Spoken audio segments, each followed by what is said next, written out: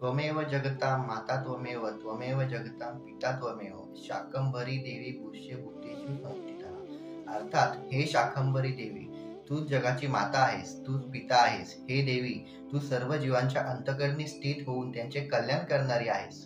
आजच्या भागात आपण पाहणार आहोत की जगदंबेला शाकंभरी या नावाने का संबोधतात। मी अजिंक्य आपले स्वागत करतो आजच्या या जागर आदिशक्तीच्या मालिकेतील दुसऱ्या भागात। दुर्गम सुराने सर्व वेदांचे ज्ञान लुप्त केल्यामुळे सर्वत्र कोलाहल पसरलेला होता व त्यामुळे दुष्काळाची परिस्थिती निर्माण झाली होती। या संकटातून तारण्यासाठी देवता व मनुष्य यांनी देवी जगदंबेची निरंतर साधना सुरू केली होती। अशा प्रकारे सर्व देवता मनुष्य यांच्या प्रार्थनेवर प्रसन्न होऊन देवी जगदंबेने अनंत डोळे असलेल्या विराट रूपात त्या सर्वांना दर्शन दिले।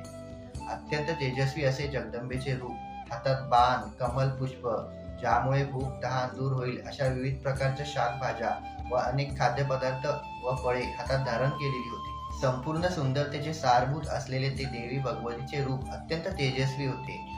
या दिव्य रूपात दर्शन दिल्यावर जगाच्या कल्याणासाठी तत्पर असणाऱ्या देवी भगवतीच्या अनंत डोळ्यांतून सहस्त्र अश्रुधारा वाहू लागल्या। त्यांच्या डोळ्यांतून निघालेल्या अश्रूंमुळे सर्व भूतलावर 9 दिवसांपर्यंत जलवृष्टी होत राहिली।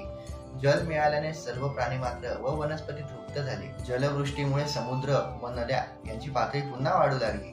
तेव्हा सर्व देवता व मनुष्य देवी भगवतीचे स्तवन करू लागले। वेदांच्या अभ्यासाने समजून घेता येणारी ब्रह्मस्वरूपिणी देवी, तुला पुन्हा नमस्कार।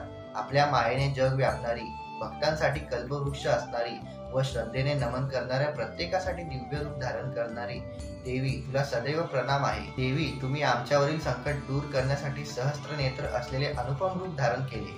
सर्वांची स्तुती पाहून देवी भगवतीने विविध प्रकारची स्वादिष्ट फळे व शाकभाज्या आपल्या हाताने सर्वांना खाण्यासाठी दिल्या। अनेकविध प्रकारचे अन्न सर्वांसमोर प्रकट केले। पशुपक्ष्यांसाठी खाण्यायोग्य कोमल नवीन तृण त्यांना दिले। त्यामुळे देवी जगदंबेचे आणखीन एक नाव म्हणजे शाकंभरी पडले। म्हणूनच हे शाकंभरी माता, तू जगाला अन्न, फळ व पोषण देणारी आहेस। तू स्त्री भुवनांची जननी आणि भक्तांची रक्षण करणारी आहेस।